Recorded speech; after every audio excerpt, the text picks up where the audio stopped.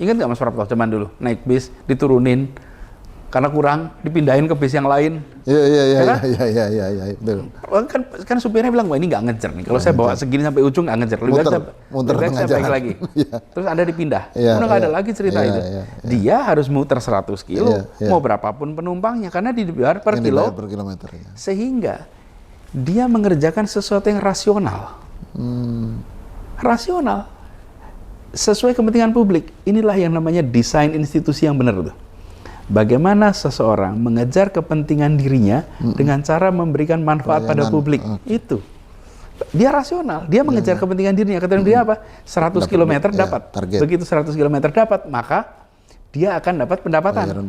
Lah kita kepengen dia menjalani semuanya. Apa yang terjadi? Rutenya nggak ada lagi rute gemuk sama rute kurus. Iya betul. Lawang per kilometer kok. Kalau dulu dikasih rute yang nggak ada penumpang nggak mau. Betul. Sekarang jalan. Lah kita pemerintah harus melayani di seluruh wilayah. Masuk kita melayani cuma di tempat-tempat tertentu. Turun jadi 30%-an. Artinya menurunnya signifikan ini. Apakah macet masih ada? Masih. Tapi bahwa prosentase kemacetan itu menurun. Ini diukurnya pakai digital ini oleh TomTom Traffic Index. Jadi Jakarta ini tahun 2017 kota termacet nomor 3 di dunia. 2013 masih nomor 3 ya. 2018 nomor 7. 2020 nomor 32.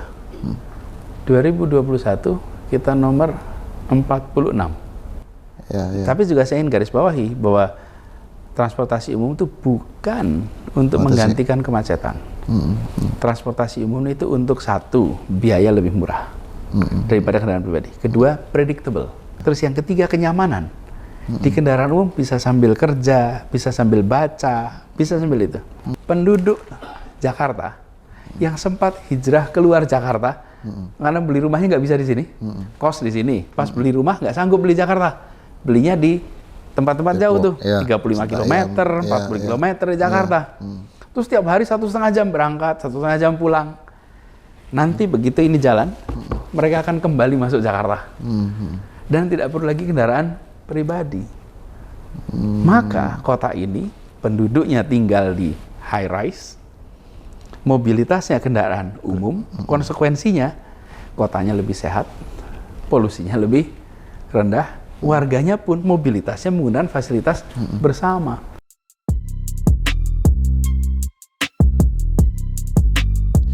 Pak Gub, salah satu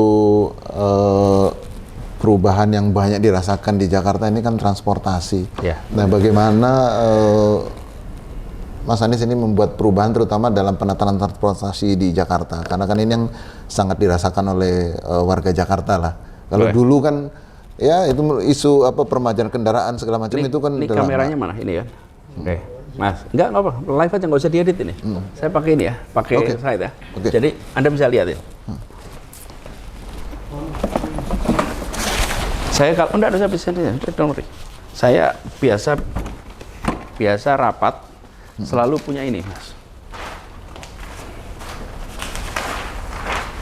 Selalu kalau rapat di ruangan ini saya pakai sendiri. Nah, kenapa saya jelaskan ini? Karena transportasi umum ini menarik.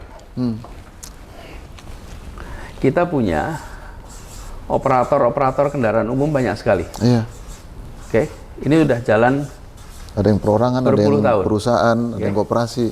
Ini adalah operator. Operator.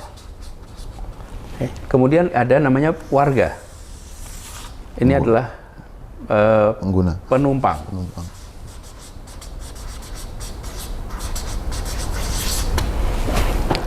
Selama berpuluh-puluh tahun, ini bertransaksi.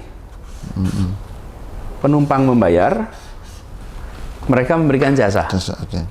Ini ada KWK, ada Metro Mini, ada Kopaja, ada Mikro, semuanya nih. Ini satu-satu. Di sini ada juga TJ di sini. Salah satu. Lalu kita di pemerintahan, itu di sini nih. Ini pemerintah.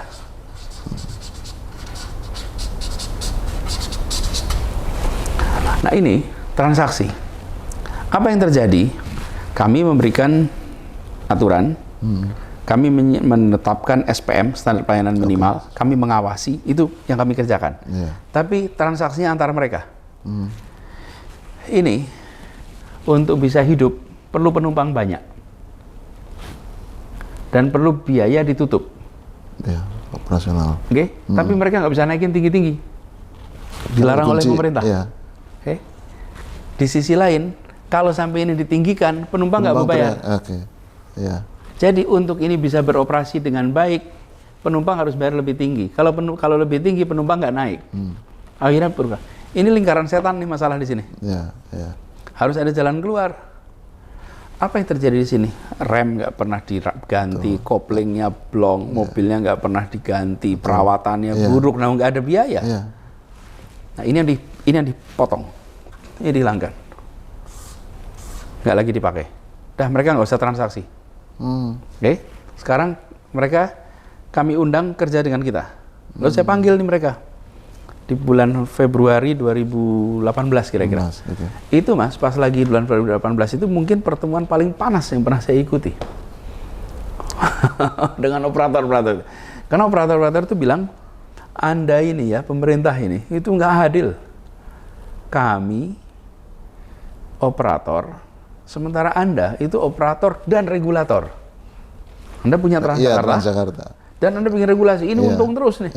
Ini yang dapat, kami setengah mati. Oke, saya bilang gini, kita mau bikin sistem baru. Kami akan beli jasa Anda. Jadi transaksinya gini sekarang. Operator-operator itu kami beli jasanya. Bagaimana cara menghitung pembeliannya? Pembayarannya per kilometer. Per kilometer. Itu pembayarannya.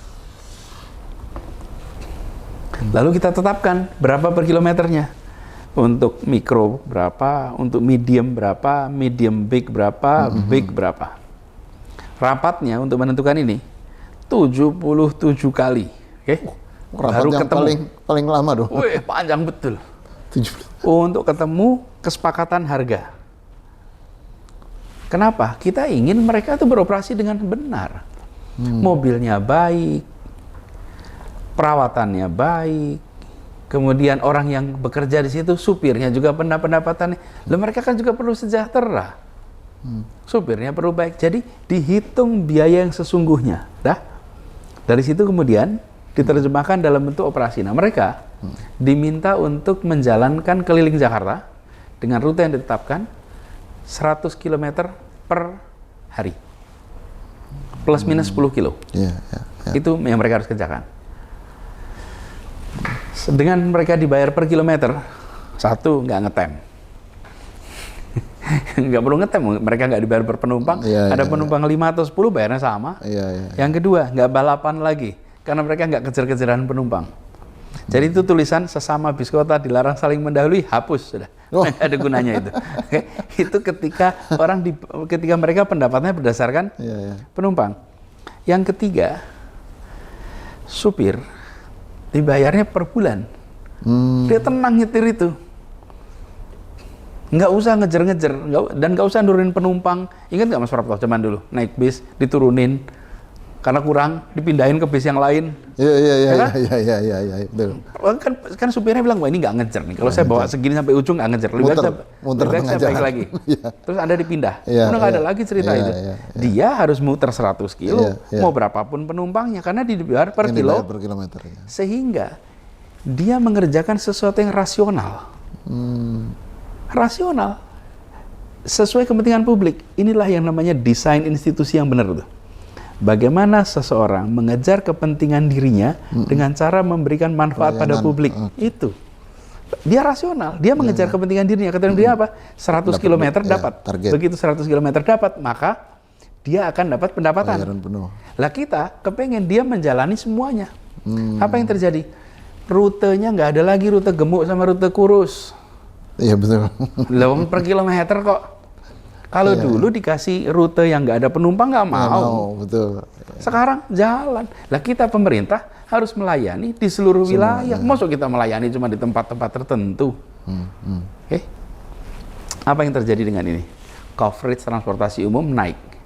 Dari 42% menjadi 87% se-Jakarta. Oke, nah, sekarang itu satu. Terus yang kedua, bagaimana penumpang? Nah, penumpang juga transaksinya nggak lagi ke sana, tapi dengan pemerintah. Lewat Transjakarta. Bagaimana? Mereka bayar per 3 jam. Pakai tarif dasar 2.500, batas atasnya 10.000. Ya. Jadi, ketika dia bepergian, tinggal tap in, habis itu dihitung, begitu sampai 10.000, nggak naik lagi biayanya. Tap out, keluar harganya maksimal 10.000. Kemanapun di Jakarta. Pindah-pindah kendaraan. Karena dengan integrasi ini, semua ini disambungkan jadi satu kesatuan. Oh, mereka terima bayarannya dari pemerintah kok. Jadi ketika dia nyetir itu, mau yang tap in siapapun nggak penting. Yang penting tercatat di situ. Tap in, tap out, semua itu dikerjakan. Nah, selisihnya itu apa, deltanya, itu yang dibayar pemerintah. Namanya subsidi, namanya PSO. Oke. Nah, dengan cara seperti itu, maka kenaikan penumpang kendaraan umum dari 350.000 meningkat menjadi 1 juta. Ya. Per hari. Ini kenaikan sebanyak 3 kali lipat. Oke. Ya. Lalu coverage, dari coverage yang 42% naik menjadi 87%. Lalu tingkat congestion kita turun. Dari 58% kita turun menjadi sekitar 30-an%. Congestion level itu, kalau nggak salah 58%, turun menjadi 30-an%, mungkin 35% ini. Saya lupa angka persisnya. Sekitar itu. Apa sih artinya kalau congestion level itu? Gini kira-kira. Kalau dari satu titik ke titik lainnya tanpa macet itu 1 jam. 1 jam, oke. Kalau 58% itu artinya 1 jam tambah 58%. Jadi 1,5 jam. 1,5 jam. Sekarang turun jadi 30%-an. Artinya sepertiganya, ya. Menurunnya signifikan ini. Ya. Apakah macet masih ada? Masih. Tapi bahwa prosentase kemacetan itu menurun. Ini diukurnya pakai digital ini oleh TomTom Traffic Index. Jadi Jakarta ini tahun 2017 kota termacet nomor 3 di dunia. 2013 masih nomor 3, ya. 2018 nomor 7. 2019 nomor 10. 2020 nomor 32. 2021 kita nomor 46. Wah, banget. Ya. Dari Jepang itu kita nomor 46, Jepang, Tokyo nomor 17. Artinya di Tokyo lebih macet. Kita. Yang dibilang transportasi umumnya sebelumnya jauh lebih bagus. Ya. Tapi juga saya ingin garis bawahi bahwa transportasi umum itu bukan untuk menggantikan kemacetan. Transportasi umum itu untuk satu, biaya lebih murah daripada kendaraan pribadi. Kedua, predictable. Kalau naik kendaraan umum itu predictable. Jam berapa sampainya, kita tahu. Terus yang ketiga, kenyamanan. Di kendaraan umum bisa sambil kerja, bisa sambil baca, bisa sambil itu. Itu sehingga ada produktivitas di situ. Kalau naik kendaraan pribadi nggak bisa dikerjakan itu. Nyetir motor, bawa motor, nyetir mobil. Nah, kalau soal kemacetan itu soal volume kendaraan dan panjang jalan. Semakin tinggi kendaraan pribadi, kendaraan umum, insya Allah kemacetan makin rendah. Berkurang. Nah, target kita sebenarnya di 2030 ini menjadi 4 juta penumpang.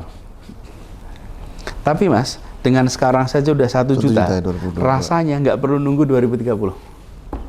Rasanya kita akan bisa lebih cepat lagi. Nah, ini Mas Prapto yang membuat Jakarta dinobatkan sebagai penerima Sustainable Transport Award 2021. Mengalahkan 400 kota dunia. Di dalam perbaikan sistem transportasi, kita tertinggi di dunia. Deltanya, Mas, perubahannya. Nah, ini yang saya sampaikan tadi bahwa saya bersyukur sekali bahwa di Jakarta itu kita memiliki memiliki warga yang responsif. Mas, kalau jumlah armada meningkat 3 kali lipat, ya itu artinya ada kemampuan finansial. Tapi kalau penumpang meningkat, perubahan perilaku. Jadi meninggalkan kendaraan pribadi, pindah ke kendaraan umum. Artinya data ini juga sekaligus menunjukkan jawaban bahwa kemacetan mestinya berkurang karena yang pakai kendaraan katakanlah dulu jumlahnya banyak, sekarang berkurang beralih ke angkutan umum. Secara hitungan kan berkurang dari 58% menjadi 5%. Betul. Tapi kalau perasaan orang kan masih macet. Nggak apa-apa. Itu memang masih macet sekarang. Kita kan kita membayangkannya kalau nggak macet itu kayak jam 2 pagi gitu. Kemana aja? Nggak mungkin juga. Tapi jalan kosong. Itu pas waktu COVID. Nggak pernah ada aktivitas ekonomi. Ini kan perubahannya baru dari 350.000 menjadi 1 juta. Kalau sudah sampai 4 juta, nanti kita akan merasakan. Tapi ini tidak bisa sendirian, Mas. Rencana tata ruangnya diubah. Itu tadi maksud. Rencana tata ruang itu diubah dari, dan sudah keluar peraturannya, pergubnya soal tata ruang, dari yang namanya pembangunan berbasis koridor, menjadi pembangunan berbasis transit. Mungkin orang mikir, apa sih maksudnya pembangunan berbasis koridor? Kalau di situ tata ruang, gampangnya gini. Halaman berikutnya ya. Coretin lagi nih. Soalnya paling gampang jelasinnya gini. Ini sebutlah ini peta Jakarta, Mas. Ini ya kira-kira Jakarta nih. Ini arah utara. Nah, kita ini Jakarta Pusat. Kemudian kita yang lakukan ini ada jalan utama poros, jalan poros ini ya. Ini ada protokol-protokol nih. Protokol-protokol. Ini adalah jalan-jalan. Kemudian di sini nanti ada jalan Sudirman, jalan Kuningan. Nah, kita itu mengizinkan bangunan tinggi bila di depannya jalan lebar. Itulah yang disebut juga berbasis koridor. Pembangunan berbasis koridor. Semakin lebar koridornya, semakin tinggi gedungnya. Semakin kecil jalannya, koridornya, maka semakin pendek gedungnya. Apa yang terjadi? Gedung-gedung tinggi adanya cuma di sini. Di sepanjang ini. Kenapa jalan Sudirman itu penuh gedung? Ya karena di situ jalan lebar sekali. Nah, seluruh Jakarta lain pendek. Akibatnya sekarang Jakarta itu 92% tanahnya dipakai untuk gedung. Kenapa? Karena kita nggak naik. Nah, ini koridor base. Oke, sekarang saya kasih contoh. Kalau bentar, saya cari spidol merah kalau ada. Nih, pakai merah aja nih. Sekarang kalau pakainya transit base. Nah, kalau transit base itu, ini adalah jalur kereta. Terus nanti di dalam sini ada jalur kereta nih, muter Jakarta. Oke, kemudian ini MRT sampai ke kota, MRT sampai sini, terus MRT ke sini. Nanti ada MRT juga ke sini. Kemudian ada rute feeder. Terminal bis. Di sepanjang ini ada stasiun-stasiun, Mas. Ini ada stasiun nih. Jakarta itu punya lebih dari 50 stasiun. MRT, KRL, dan lain-lain. Nah, apa yang terjadi? Kita mengizinkan 800 meter dari titik stasiun. Jadi kalau misalnya ini stasiun, maka 800 meter di sini. Radius KLB-nya 12. Kemudian sampai dengan di sini radius 1,2 km. Itu KLB-nya 8. Apa yang terjadi? Maka akan bermunculan tower-tower tinggi di sekitar stasiun. Tidak perlu tempat parkir. Karena mobilitasnya pakai angkutan umum. Mas Prapto, lihat kota-kota modern dunia. Memangnya rumah-rumah itu pada punya tempat parkir? Tidak. Karena apa? Transportasi umumnya terintegrasi seperti tadi, rencana tata ruangnya dibuat kompak. Dan ini kalau terjadi, saya berilustrasi. Tanah 1 hektar. Kemudian kalau 1 hektar gedean dah 5.000 meter aja. Tanah 5.000 meter, dibangun gedung hanya bisa dibuat misalnya 8 lantai. Dengan tempat parkiran dan lain-lain. Ketika menerapkan konsep ini, maka mungkin dia bisa dibangun 30 lantai. 35 lantai. Iya. Apa yang terjadi? Harga per unitnya turun. Iya, karena penghuni banyak. Oke.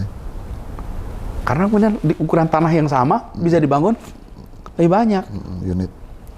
Sekarang selama ini tidak. Karena itu Mas, kalau lihat rumah susun di Jakarta, itu pasti atas sekali atau bawah. Lihat apartemen, pasti mahal-mahal. Karena dia harus menanggung ongkos yang mahal atas tanahnya, ketinggiannya terbatas. Begitu boleh tinggi, unit kosnya turun. Begitu unit kosnya turun, maka apa yang akan terjadi? Penduduk Jakarta yang sempat hijrah keluar Jakarta, karena beli rumahnya nggak bisa di sini, kos di sini. Pas beli rumah nggak sanggup beli Jakarta, belinya di tempat-tempat jauh tuh, 35 km, 40 km di Jakarta. Terus setiap hari 1,5 jam berangkat, 1,5 jam pulang. Nanti begitu ini jalan, mereka akan kembali masuk Jakarta. Dan tidak perlu lagi kendaraan pribadi. Maka kota ini, penduduknya tinggal di high rise, mobilitasnya kendaraan umum, konsekuensinya kotanya lebih sehat, polusinya lebih rendah, warganya pun mobilitasnya menggunakan fasilitas bersama. Itu yang saya maksud dengan pergeseran tata ruang. Jadi diubah ininya. Jadi transportasi itu tidak hanya sekedar mengantar orang, tapi juga berpengaruh pada mengubah itu bangunan, tata ruang segala macam. Iya, nah saya bilang kita mau menggereskan persoalan di Jakarta ini, jangan hanya gejalanya. Mas Prapto sakitnya panas, saya kasih Panadol, cespleng, wah panis top, saya hilang langsung sakitnya. Sembuh? Enggak. Infeksinya nggak disembuhkan. Saya merasa lebih baik kita bereskan akar masalahnya. Akar masalahnya apa sih? Rencana tata ruang dengan transportasi umum. Konsekuensi dari itu lingkungan hidup yang degradasi. Itu problem kita. Kemudian kita merasakan juga dampaknya itu. Jumlah orang yang sakit ispa lebih banyak dan lain-lain. Karena polusi. Nah, ini adalah contoh pergeseran dari car oriented development atau corridor based development menjadi transit oriented development. Ini Mas ngerjainnya 4 tahun. Dan ini nanti tentu masih ada yang belum selesai kan? Enggak, secara aturan sudah. Oh sudah, secara regulasi ya. Sekarang tinggal private sector otomatis. Sekarang bayangkan Mas Prapto nih. Mas Prapto mau pengen bangun di tepi stasiun, tapi cuman boleh bangunnya pendek, ya nggak Mas Prapto nggak beli di situ. Sekarang ketika tempat itu boleh dibangun tinggi, oh ya mau pergi di situ. Nah saya malah berharap mereka-mereka yang pada rumah punya tanah-tanah di stasiun itu jangan dijual begitu saja. Jadilah partner, biar nggak tersingkir. Jadi kalau ada yang membangun ke situ, ya saya silakan ikut menyertakan modal tanah saya nih, dihitung aja sebagai modal, sehingga nggak cuma dibeli putus. Artinya nanti di Jakarta bisa jadi jumlah penduduk bertambah, kegiatan ekonominya meningkat, tapi kemacetan berkurang karena itu tadi ya, dan mereka tinggal di tempat-tempat ya seperti negara-negara kota-kota modern ya, bukan rumah tapak lagi kan. Udah nangkap kan? Iya. Disitulah arah kita. Itulah yang disebut kira-kira ya, itulah yang disebut dengan menangani akar masalah. Tapi menangani akar masalah itu tidak langsung kelihatan sekarang. Karena pembangunan ini perlu waktu. Yang bisa kelihatan sekarang adalah yang transportasi umum. Udah langsung kelihatan tuh, dalam waktu 3 tahun angkanya berubah. Udah tinggal diterusin nih. Nah, itu yang kami sangat syukuri sekarang. Jadi Mas baru lihat ini saja, Mas Prapto sudah bisa menyaksikan, oh kita ini serius nih. Apalagi kalau mau terusin lagi dikit nih soal lingkungan hidup. Ini adalah ikhtiar kita menurunkan emisi rumah kaca. Sambil kita nambah ruang terbuka hijau. Supaya Jakarta lebih segar. Tadi pagi saya baru meresmikan 100 taman maju bersama. 100.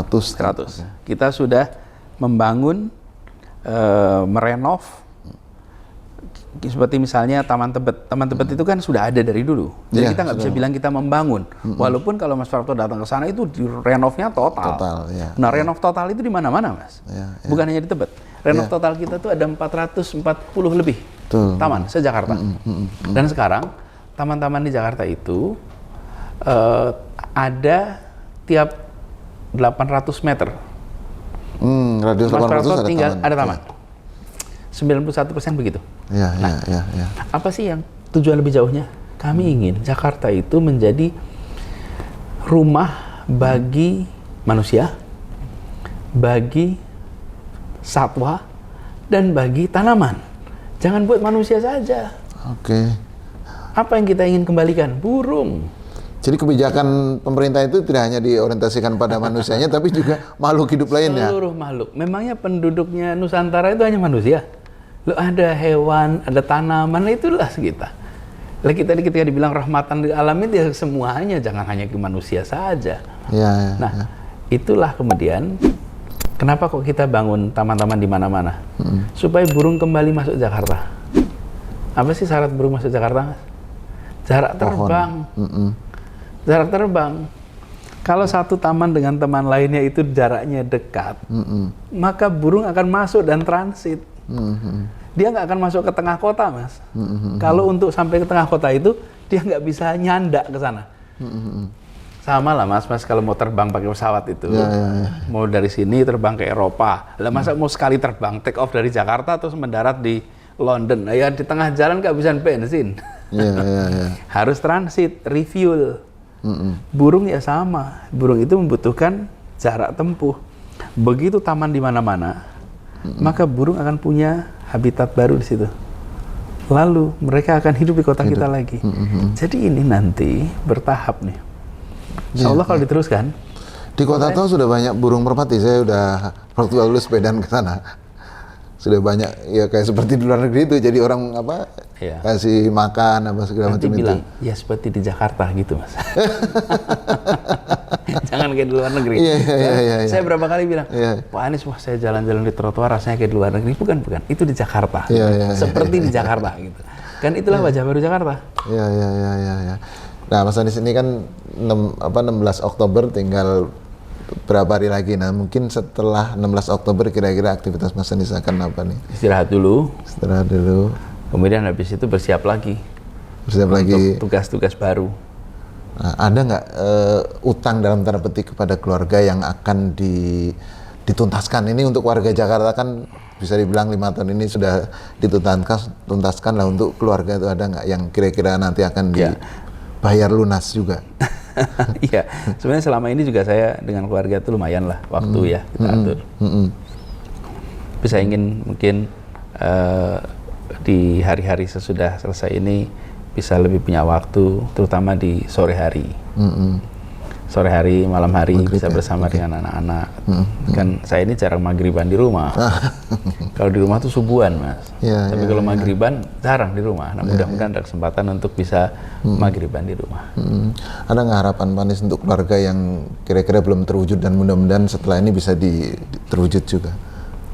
Bareng-bareng lebih banyak ya waktunya. Nah, mudah-mudahan dengan maghrib itu mudah-mudahan bisa. Insya Allah.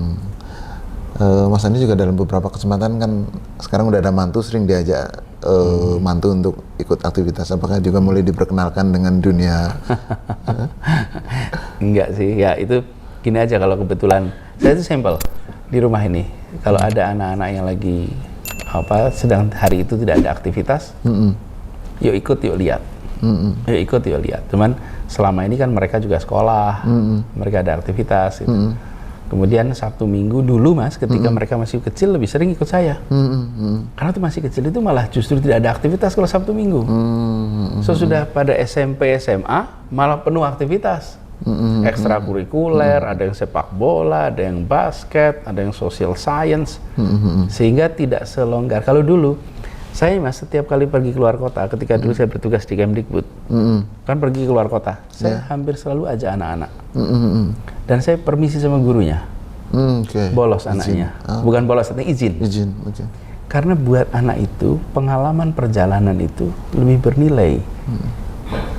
Dan saya ajak mereka untuk lihat ke sana. Jadi mereka lihat, pergi saya ke Sumatera Barat, saya ke NTT, saya ke Sulawesi Utara, ke Sulawesi Tengah, ke banyak tempat itu mereka ikut gantian. Nah, ketika mereka udah mulai pada besar, itu malah justru jadi jarang, karena udah banyak aktivitas. Sekarang begitu, ini udah ada berapa kali ini anak mantu lagi pas lagi longgar, yuk ikut. Begitu dia ada acara lagi ya, join lagi ke kegiatan semula. Akan balik Vespaan lagi atau apa, karena waktu pasti lebih senggang lah, meskipun ada tantangan yang lebih besar, tapi kan tidak. Iya, saya sih praktis. Pokoknya kalau namanya alat mobilitas gantung kebutuhan. Kalau dekat-dekat saya sepeda atau motor. Kemudian Vespa tua itu. Iya.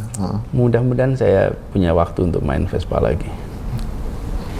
Oke, demikian Sobat Warta Kota, wawancara khusus kita dengan Bapak Gubernur DKI Jakarta, Bapak Anies Rashid Baswedan, dan mari kita doakan mudah-mudahan beliau tetap sehat sehingga bisa berkontribusi lebih besar untuk bangsa dan negara ke depan. Terima kasih, saya akhiri. Assalamualaikum warahmatullahi wabarakatuh. Waalaikumsalam warahmatullahi wabarakatuh. Terima kasih, Mas. Sama-sama. Sehat selalu. Jangan lupa subscribe ya.